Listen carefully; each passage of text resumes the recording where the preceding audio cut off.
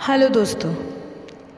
ईश्वर का प्रेम कौन नहीं चाहता, लेकिन ईश्वर सभी को अपना प्रेम अलग अलग रूपों में देते हैं। किसी को जीवन में अपार दुख मिलता है तो किसी को जीवन मिला जुला रहता है, लेकिन एक आम मानव के साथ जब भी बुरा होता है तो वो एक बार अवश्य सोचता है कि पता नहीं उसे ईश्वर प्रेम करते हैं या नहीं।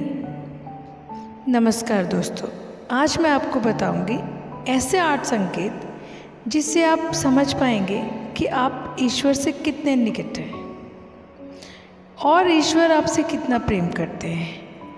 दोस्तों, ईश्वर अगर आपसे प्रेम करते हैं तो उनका सबसे पहला संकेत यह है कि आप जो भी करोगे उसमें आपको विफलता मिलेगी, उसमें आपको सक्सेस नहीं मिलेगी। जी हाँ दोस्तों, ये सुनकर आपको थोड़ा अजीब लग सकता है, परंतु ये सच्चाई है कि आप हर चीज़ में अपना 100% देंगे, मेहनत करोगे, लेकिन आपको सफलता नहीं मिलेगी। और ये बार बार होगा जब तक आपकी आँख नहीं खुल जाती। दोस्तों, दूसरा संकेत है कि आपका उनके ऊपर जो विश्वास है वो ख़त्म हो जाएगा। जी हाँ दोस्तों, जब ईश्वर आपके साथ होते हैं तो आपको बिल्कुल अकेला फील होता है। आप नहीं समझ पाओगे कि आपके आगे क्या करना चाहिए। आप खुद को एक ऐसी स्थिति में महसूस करोगे जहां आपकी कोई मदद नहीं कर सकता। आप किसी को अपनी परेशानी शेयर नहीं कर सकते। अगर बता भी दोगे किसी को तो उनके लिए ये बहुत छोटी बात होगी या इस पर ध्यान ही नहीं देंगे वो। तो ईश्वर का तीसरा संकेत है आपके जीवन में दुख चरम सीमा पर होगा। हाँ दोस्तों, आपको लगेगा मानो कि इससे ज़्यादा और क्या बुरा हो सकता है। आप दुख की चरम सीमा को महसूस कर लोगे। दोस्तों, आपने महान संतों को देखा होगा, उनके जीवन को देखा होगा। सभी अपने जीवन में बड़े से बड़े दुखों में गिरे और उनके अंदर वैराग्य आया और इस जीवन और भौतिक सुखों से आगे ईश्वर को जानने की उनके मन में प्यास जगी और अंत में उन्होंने ईश्वर का साक्षात्कार भी प्राप्त कर लिया। दोस्तों, इन दुखों से इंसान टूट तो जाता है, लेकिन इन्हीं दुखों से उसमें ईश्वर के प्रति प्रेम भी विकसित होता है। वो ये समझ जाता है इस संसार में सारे सुख नहीं है, कुछ ऐसा है जो इस संसार से परे है और वो शायद ईश्वर ही है। दोस्तों, ईश्वर हमें सबसे पहले हारना सिखाते हैं, क्योंकि जब तक आप हार को नहीं समझोगे आप जीत को भी नहीं समझ सकते हो। दोस्तों, चौथा संकेत है वो है जब आपकी सारी उम्मीदें टूट जाएंगी, तब आपके भीतर एक इनर सर्च शुरू होगी, यानी एक अंदर की आपके भीतर की खोज शुरू होगी। इससे आप खुद को ही परखोगे, अपनी कमियों और खामियों की जड़ तक जाने के प्रयास करोगे। आपने जीवन में जो कुछ भी खो दिया है या जिसमें भी विफल हुए हो, आप उसका कारण ढूंढोगे, आप खुद से सवाल करोगे। दोस्तों, ये वो वक्त होता है जब आप खुद से अपनी अंतरात्मा से जुड़ने लगते हो और आपके जीवन में एक नया बदलाव आता है। दोस्तों, 5वां संकेत है कि आपके जीवन में आपके कैरेक्टर या चरित्र में बदलाव होगा।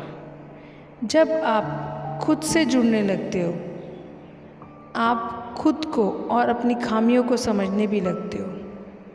इससे आप खुद को बदलना और तराशना शुरू कर देते हो।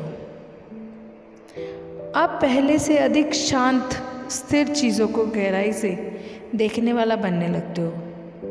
दोस्तों, जब भी हम ईश्वर की राह में जाते हैं तो वो सबसे पहले हमारे अंदर परिवर्तन लेकर आता है ताकि हम उसकी भाषा को समझ सकें। दोस्तों, जब तक हम ईश्वर के गुणों को नहीं समझ सकेंगे तब तक हम ईश्वर और उसके प्रेम को भी नहीं समझ सकेंगे। इसलिए ईश्वर हमारे अंदर बदलाव लाते हैं, हमें उनकी भाषा को समझना सिखाते हैं। चाहे वो दुख हो या किसी भी ज़रिए से। छठा संकेत है, आप किसी भी चीज़ में हार जीत का अनुभव नहीं करेंगे।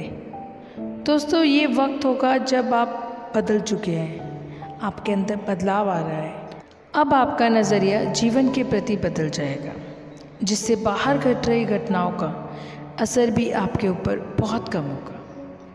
बाहर संसार में होने वाली हर घटना को आप एक नाटक के रूप में देखना शुरू कर दोगे, ना कि एक वास्तविकता के रूप में। आपके अंदर साक्षी भाव आ जाएगा। आपके लिए सब कुछ संसार महज एक नाटक होगा, इससे ज़्यादा और कुछ भी नहीं। दोस्तों, सातवां संकेत है, जब आपको ये महसूस होने लगेगा कि आप ईश्वर के बहुत निकट पहुंच चुके हो, उसी समय आपके जीवन में सबसे बड़ा झटका लगेगा। दोस्तों, ये ईश्वर की सबसे कड़ी परीक्षा होती है। ये आपके विश्वास, आपकी बुद्धि, हर चीज़ तोली जाएगी। जो कुछ भी आपने अभी तक अपनी यात्रा और साधना के द्वारा सीखी है, इस वक्त आपके जीवन में ऐसी परेशानियाँ, दुख आदि या इतना सुख, ऐशो आराम आ जाएगा कि आपको वाकई ही लगेगा कि इस पर तो कुछ भी नहीं है, वो केवल एक झूठ है, एक छलावा है। ये समय सबसे अधिक धैर्य का होता है।